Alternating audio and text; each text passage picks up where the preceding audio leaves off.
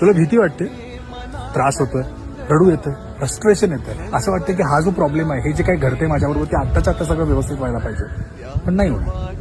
तुझं over thinking व्हायला लागलंय, असं वाटतं की काय होईल, कसं होईल, म्हणजे नसलेल्या गोष्टी तुला वाटायला लागल्या की होतील.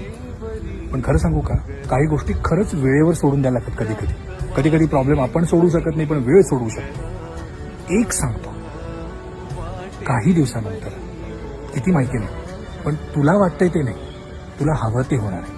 थोडी कळ काढ. तुला भीती वाटते, त्रास होतोय, रडू येतं, फ्रस्ट्रेशन येतं, असं वाटतं की हा जो प्रॉब्लेम आहे, हे जे काही घडते माझ्याबरोबर ते आत्ताच्या